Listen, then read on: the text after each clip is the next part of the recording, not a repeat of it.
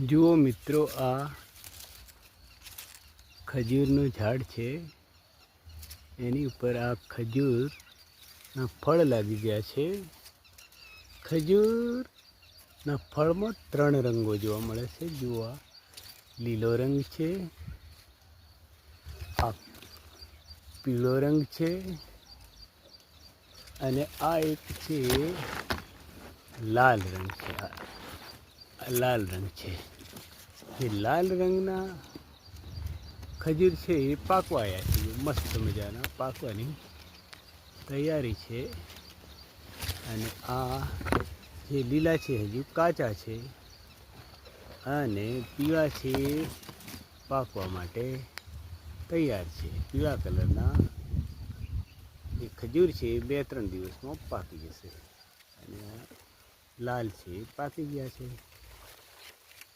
લીલા હજુ વાર છે.